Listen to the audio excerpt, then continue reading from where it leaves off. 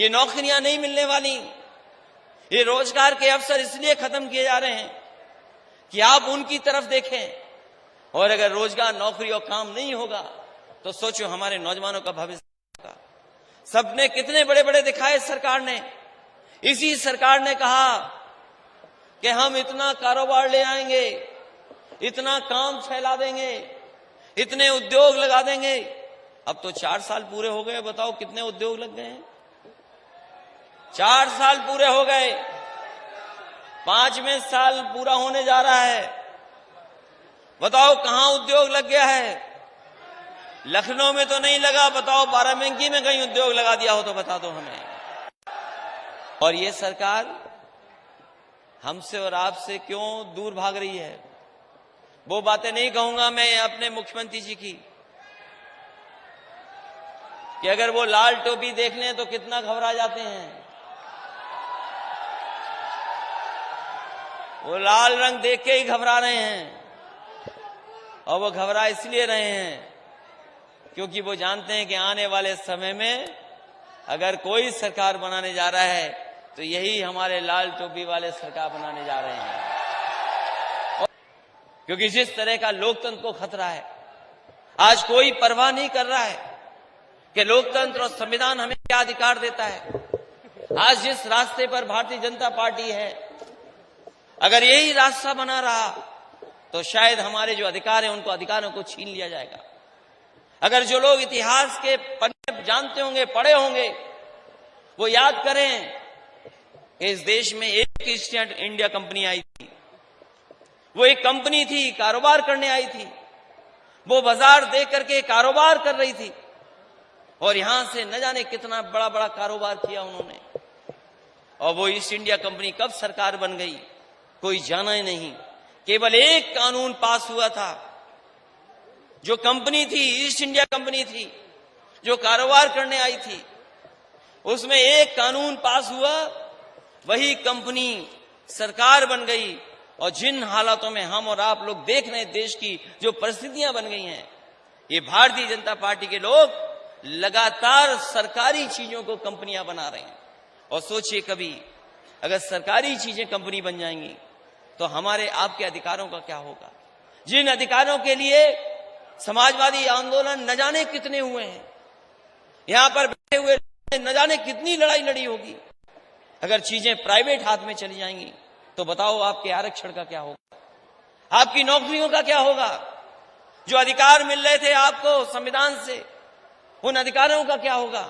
ये सबसे बड़ा सवाल है। और यहां तो हम जानते हैं ये सब खेती करने वाले लोग हैं। ये जितने बैठे हमें दिखाई दे रहे हैं, ये सब खेती से जुड़े लोग हैं। कोई बड़ा कारोबार वाला नहीं है, सब अपना खेत में खेती करते हैं। तो बताओ अगर ये अधिकार छीनने लगेंगे तो हमारी खेती का क्या होगा।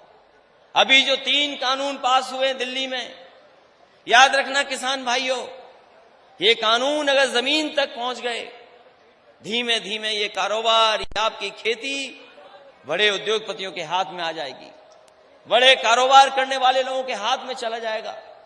तो जो मुनाफा मिलना है आपको, वो मुनाफा नहीं मिल सकता। अगर कोई जिम्मेदार है इसके लिए तो वो भारतीय जनता पार्टी है, जो 3 कानून लेकर के आई है हमारी आपकी जमीन छीनने के लिए। इसलिए हम कहना चाहते हैं इस मौके पर, जब बाबूजी को हम लोग याद कर रहे हैं, हम उनके आदर्शों पे चलने वाले लोग हैं, उनके दिखाए हुए रास्ते पे चलने वाले लोग हैं। ये कानून जो आ रहे हैं उनका लगातार समाजवादी पार्टी विरोध करेगी। और जब कभी हमें मौका मिलेगा इन कानूनों को बाहर करने का काम समाजवादी लोग करेंगे, क्योंकि इन कानूनों से हमारे किसान और हमारे नौजवानों का भविष्य छिनने जा रहा है। इसलिए जहां किसान का सवाल हो, जहां किसान का सवाल हो, क्योंकि किसान ही हमारी अर्थव्यवस्था की रीढ़ है। ये जो वैश्विक महामारी आई, अगर किसी ने देश की अर्थव्यवस्था बचाई है तो हमारे गरीब और किसानों ने अर्थव्यवस्था बचाई है। अगर हमारे किसानों ने मेहनत नहीं की होती तो शायद हमारी अर्थव्यवस्था इतनी मजबूत नहीं दिखाई देती। हमारा किसान, गांव में रहने वाले लोग लगातार मेहनत करते रहे, उन्होंने इस बीमारी की परवाह नहीं की। और अगर बीमारी की परवाह की होती तो शायद हमें खाने को नहीं मिलता, हमारे पेट में अनाज नहीं पहुंचता। सोचिए किसान जो खेती करता है, खेत में रहता है, जो फसल पैदा कर करके न जाने कितनों का पेट भरता है, और यही किसान है जो पेट भरता है, यही किसान है जो हमें कपड़े पहनाता है। और सोचो किसानों के बारे में भारतीय जनता पार्टी की राय क्या है। यही भारतीय जनता पार्टी के लोग जिस समय किसान अपना हक मांग रहे थे तो भारतीय जनता पार्टी के लोग कह रहे थे ये आतंकवादी है, ये लोग बाहर से आए लोग हैं।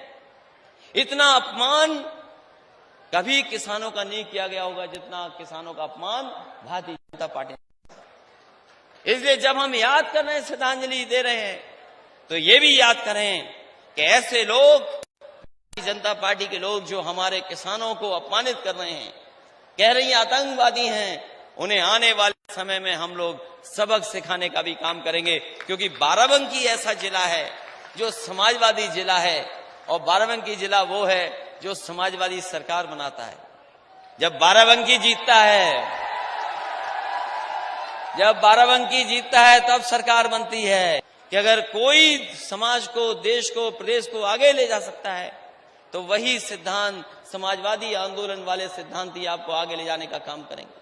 अगर खुशहाली का रास्ता कोई दिखा सकता है तो यही समाजवादी आंदोलन है जो खुशहाली की तरफ ले जाने का काम कर रहा है। इसलिए नौजवानों, हम आपसे भी कहते हैं, ये नौकरियां नहीं मिलने वाली, ये रोजगार के अवसर इसलिए खत्म किए जा रहे हैं कि आप उनकी तरफ देखें।